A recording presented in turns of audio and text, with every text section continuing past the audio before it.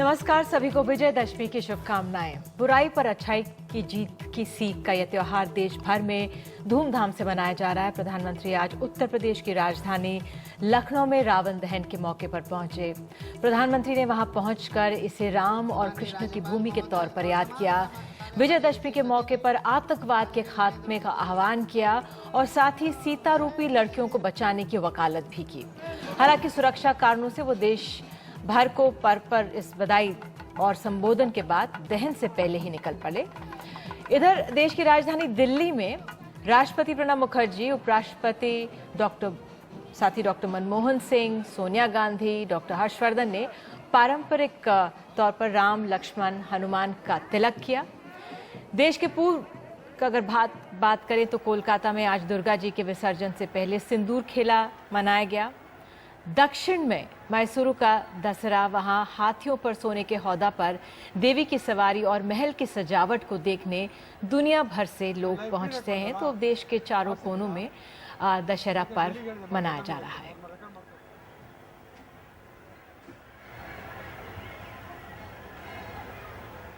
आतंकवाद को कोई सीमा नहीं है, आतंकवाद को कोई मर्यादा नहीं है। वो कहीं पर जाकर के किसी भी मानवतावादी चीजों को नष्ट करने पर तुला हुआ है। और इसलिए विश्व की मानवतावादी शक्तियों का आतंकवाद के खिलाफ एकजुट होना अनिवार्य हो गया है। जो आतंकवाद करते हैं उनको जड़ से खत्म करने की जरूरत पैदा हुई। जो आतंकवाद को पनाह देते हैं, जो आतंकवाद को मदद करते हैं, अब तो उनको भी बख्शा नहीं जा सकता। एक नारी के सम्मान के लिए रावण जैसी सामर्थ्यवान शक्ति के खिलाफ एक जटायु जूझता रहा, लड़ता रहा। आज भी अभय का संदेश कोई देता है तो जटायु देता है। और इसलिए 125 करोड़ देशवासी हम राम तो नहीं बन पाते हैं, लेकिन अनाचार, दुराचार, अत्याचार के सामने हम जटायु के रूप में तो कोई भूमिका अदा कर सकते हैं। बुद्ध का मार्ग हमारा अंतिम मार्ग बना रहे, इसी एक अपेक्षा के साथ आप सबको विजयादशमी की बहुत बहुत शुभकामनाएं। मेरे साथ पूरी ताकत से बोलिए, जय श्री राम। आवाज दूर दूर तक जानी चाहिए। जय श्री राम, जय श्री राम, जय श्री राम, जय जय श्री राम, जय जय श्री राम, जय जय श्री राम, जय जय श्री राम। तो आइए सीधे आपको ऐशबाग मैदान लिए चलते हैं। हमारे सहयोगी कमाल खान वहां पर मौजूद हैं। कमाल खान से हम पूरा सार समझने की कोशिश करेंगे जो प्रधानमंत्री का ये संबोधन था आज विजयदशमी के मौके पर। एक तरह से लग रहा है प्रधानमंत्री ने चुनावी बिगुल बजा दिया है और प्रधानमंत्री चेहरा होंगे चुनावों का। एक तरह से देखने में लग रहा है जिस तरह से वो यहाँ पहुंचे, पारंपरिक तौर पर जो देश के प्रधानमंत्री होते हैं वो दिल्ली में आज के मौके पर दिल्ली में मौजूद होते हैं, लेकिन प्रधानमंत्री ने चुना कि आज वो उत्तर प्रदेश जाएं और वहां से जिस तरह से उन्होंने अपने संबोधन में शुरुआत की, उन्होंने कहा कि ये वो भूभाग है हमारे देश का जो राम और कृष्ण के लिए जाना जाता है। यहीं से ये दोनों नाम सामने आए और प्रधानमंत्री ने आतंकवाद पर एक पूरा अंतर्राष्ट्रीय तस्वीर भी सामने रखी और साथ ही जो लड़कियों, महिलाओं की सुरक्षा का मसला है वो भी सामने रखा। एक तरह से एक प्रेरणा के स्रोत सामने उन्होंने रखा कि जो हमें किस तरह से अपनी लड़कियों को महफूज रखना चाहिए। हम कोशिश यही कर रहे हैं कि कमाल खान हमारे साथ फोन पे हमें दिख जाएं या जुड़ जाएं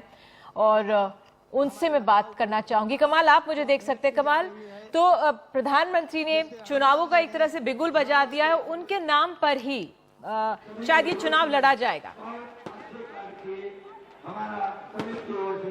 हाँ, देखिए ऐसा है कि पूरे हिंदुस्तान में जो चुनाव लड़ा जा रहा है मोदी के नाम पे ही लड़ा जा रहा है।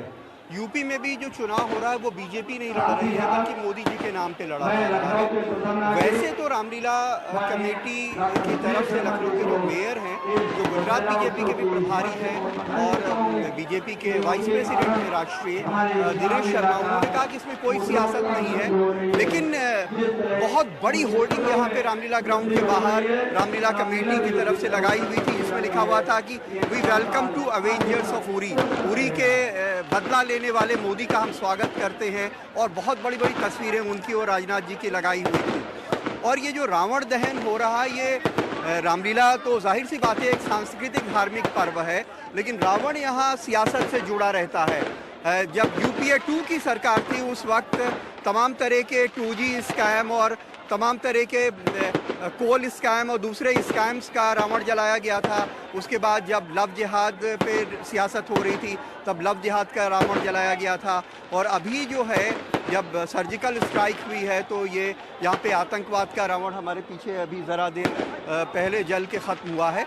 तो कहीं ना कहीं वो सारी चीज़ों में भले मुंह से कहा जाए या ना कहा जाए, सियासत ज़रूर होती है और उसका मैसेज सियासी ज़रूर होता है। बीजेपी के एमपी ने कल हमसे ये कहा कि हम लोग तमाम ये जो भगवती जागरण हो रहे हैं, रामलीलाएँ हो रही हैं, वहाँ जाते हैं, लोगों से पूछते हैं कि हमने जो सर्जिकल स्ट्राइक किया उसका क्या असर है। तो लोगों के अंदर बहुत जोश है और लोग बहुत उत्साहित हैं, तो इसका बहुत फ़ायदा हो रहा है पार्टी को। तो जिन चीज़ों को हम सियासत नहीं भी कहें, लेकिन किसी न किसी तरह उस माहौल में उसका सियासी फ़ायदा लेने की कोशिश होती है और ये कह सकते हैं कि वाकई ये चुनावी बिगुल बज गया है। एक और मेरा आपको सवाल था, हालांकि बहुत शोर है वहां पर, लेकिन प्रधानमंत्री ने जिस तरह से आतंकवाद क्या मसला सामने रखा, उन्होंने कहा कि जो भी पनाह दे रहे हैं उनको बख्शा नहीं जाएगा, जो मदद भी कर रहे हैं उनको बख्शा नहीं जाएगा। और लेकिन सीरिया की तस्वीर उन्होंने याद की, सीरिया में एक छोटी सी बच्ची की तस्वीर, और साथ ही उन्होंने एक सामाजिक मसला भी सामने रखा। उन्होंने जिस तरह से कहा कि जो हमारी सीता रूपी बेटियां हैं उनको महफूज रखना है, बचाना है। तो जो उनका एक आइडियोलॉजिकल स्तर था, जो वो किसी को सीधे टारगेट करते हुए नजर नहीं आ रहे थे, लेकिन एक बड़ा मैसेज भी देते हुए नजर आ रहे थे। हाँ देखिए, माहौल भले चुनाव का हो, माहौल होर्डिंग्स भले चुनावी लगाई गई हो जिसका कोई सियासी मकसद हो, लेकिन मोदी ने डायरेक्ट कोई सियासी बात कहने से परहेज किया। यूपी की पॉलिटिक्स में कूदने से परहेज किया, यूपी की पॉलिटिक्स के बारे में वो कुछ नहीं बोले और पाकिस्तान का नाम लेके वो कुछ नहीं बोले। भले उन्होंने ये कहा कि आतंकवाद को जो लोग पनाह दे रहे हैं उनको भी सबक सिखाने का वक्त आ गया है, भले उन्होंने सीरिया का नाम लिया हो, लेकिन जो भाषण का ज़्यादातर हिस्सा था वो सामाजिक बुराइयों के ऊपर था। उन्होंने कहा कि रावण का स्वरूप बदल गया है, राम का स्वरूप बदल गया है, हमें अपने अंदर के रावण को मारना है। गर्ल चाइल्ड डे मनाया जा रहा है, लिहाजा जो एक सीता को बचाने के लिए इतनी बड़ी लंका जला दी गई, उसी तरह नामालूम लाखों सीताओं को गर्भ में मार दिया जा रहा है। तो वैसी बहुत सारी दूसरी चीज़ें थीं जो सामाजिक मुद्दे थे, जो उन्होंने आज रामलीला के मंच से पेश किए। बिल्कुल कमाल, तो ये थी बीजेपी की जो चुनावी तैयारियां थी। अब आगे जो और अन्य राजनीतिक दल है, समाजवादी पार्टी और बसपा, उनसे जुड़ी जानकारी दे दूं, आप हमारे साथ बने रहिए। तो यूपी में चुनाव तैयारी का अंदाजा इस बात से भी लगाया जा सकता है कि एक तरफ पीएम उत्तर प्रदेश में दशहरा मना रहे हैं, तो दूसरी ओर मुख्यमंत्री अखिलेश यादव हर रोज कोई ना कोई शिलान्यास या उद्घाटन कर रहे हैं। आज लखनऊ में समाजवाद के संग्रहालय का उद्घाटन हुआ है और इसी पर मायावती ने संग्रहालय को लेकर समाजवादी पार्टी पर निशाना साधा है। एक बयान जारी करके मायावती ने कहा है कि समाजवाद का संग्रहालय पारिवारिक राजनीति को चमकाने की चाल है। समाजवादी पार्टी वोटरों को बरगलाने की कोशिश कर रही है। बीएसपी के स्मारकों की आलोचना करने वाली समाजवादी पार्टी का दोहरा मापदंड है। तो कमाल, आपसे जानना चाहूंगी, ये जो समाजवादी पार्टी और बहुजन समाज पार्टी के जो बीच का ये टकराव है, हालांकि मायावती के हमें वो पूरे बड़े बड़े बाग भी याद हैं जो सरकारी खर्च से बनाए गए थे और किन किन की मूर्तियां लगाई गई थी, और दूसरी तरफ अब ये जो रोज जो अब की सरकार है उद्घाटन कर रही है, कैसे देखेंगे इसे आप?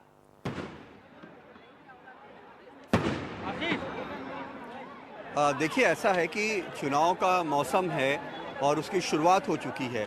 मायावती ने वैसे चुनाव कैंपेन को अगस्त में ही लॉन्च किया था, 21 अगस्त को आगरा से, लेकिन उन्होंने जो परसों रैली की है उसमें कहा कि मैं यहाँ से अपना चुनाव कैंपेन लॉन्च कर रही हूँ। तो ज़्यादातर वक्त वो दिल्ली में रहती थी, लेकिन अब वो बाकायदा लखनऊ में है। रोज़ाना समाजवादी पार्टी कुछ भी करती है, कोई भी बयान देते हैं अखिलेश यादव, फ़ौरन मायावती का एक प्रेस स्टेटमेंट जारी होता है, उनके ऑफिस से फ़ोन भी आता है कि वह प्रेस स्टेटमेंट जारी हो गया है, आप उसे मेल पे पढ़ दें, आप उसको अपने मीडिया में चला दें।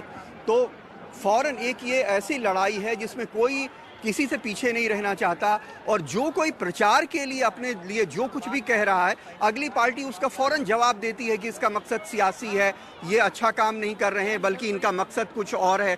तो मायावती, समाजवादी पार्टी, बीजेपी, इन तीनों के बीच में लगातार इस तरह की चीज़ें चल रही हैं।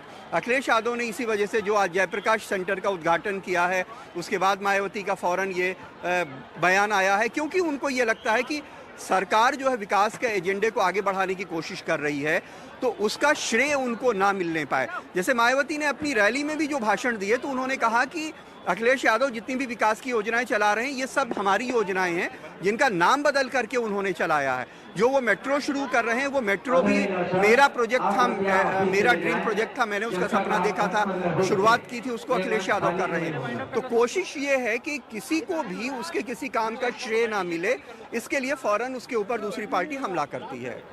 जी कमाल, बहुत बहुत शुक्रिया। इधर हम दिल्ली में भी देखते हैं यूपीए एनडीए भी एक दूसरे का श्रेय लेने में लगे रहते हैं। बहरहाल तो ये थी यूपी की सियासत।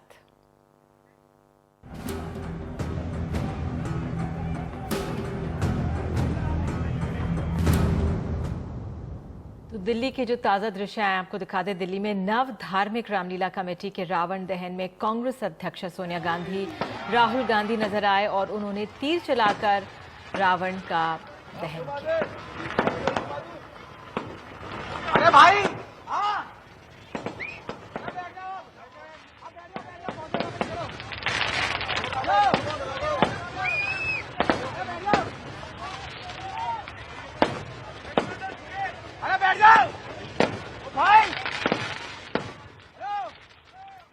तो आपको बता दें मैसूरू और बाद में अल्मोड़ा के दृश्य भी आपको आगे दिखाएंगे कार्यक्रम के अंत में। लेकिन अब नागपुर से खबर। आज आरएसएस ने नागपुर में अपना स्थापना दिवस मनाया। मोहन भागवत ने सर्जिकल स्ट्राइक पर मोदी सरकार और सेना की तारीफ करते हुए कहा कि गिलगित बल्तिस्तान और पीएके समेत पूरा कश्मीर अखंड भारत का हिस्सा है। उन्होंने गौरक्षकों का बचाव किया और कहा कि असामाजिक तत्वों और कानून का पालन करने वाले गौरक्षकों के बीच अंतर को समझा जाना चाहिए।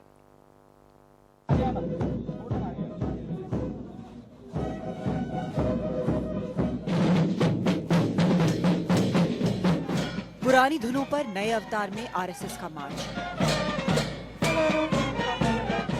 खाकी हाफ पैंट की जगह भूरी पैंट ने ले ली। 1925 के बाद यानी 91 साल बाद ये बदलाव आया है। और ऐसे वक्त में आया है जब आरएसएस के प्रमुख समाज में भी बदलाव की बात कर रहे हैं। बात उन दलितों को लेकर भी मानसिकता बदलने की हो रही है जिनके लिए ऊना के जख्म अभी हरे हैं और जिनके वोटरों की तादाद उत्तर प्रदेश और पंजाब के आने वाले चुनावों में अच्छी खासी है। अभी मध्य भारत में सर्वेक्षण किया, उस प्रांत ने 9000 गांवों में सर्वेक्षण किया। ध्यान में आया कि 30% गांवों में अभी भी पानी के स्थान उसमें भेदयुक्त आचरण होता है। संघ की शाखा ने यह सामाजिक समता के दृष्टि से कदम आगे बढ़ाने का काम हाथ में लिया है। शाखाएं अपने अपने गांव में अपने अपने मोहल्ले में नागरिकों से बातचीत करेगी, उनका मन बनाएगी। देर लगेगी लेकिन ये भेद समूल नष्ट स्वयंसेवक करेंगे। जात पात और भेदभाव करना बंद होना चाहिए। इसी को लेकर स्वयंसेवक संघ ने एक बहुत ही बड़ा सर्वेक्षण 9000 गांवों में किया है, जहां पर बहुत बड़ी मात्रा में भेदभाव पाया गया। फुल पैंट से सेल्फी, बीजेपी की विचारधारा के संरक्षक बदल रहे हैं। ज्यादा से ज्यादा लोगों तक पहुंचने और नौजवानों को अपने साथ लेने की कोशिश में। नागपुर से कैमरा सहयोगी आनंद मलिक के साथ केतकी आंग्रे, एनडीटीवी इंडिया के लिए।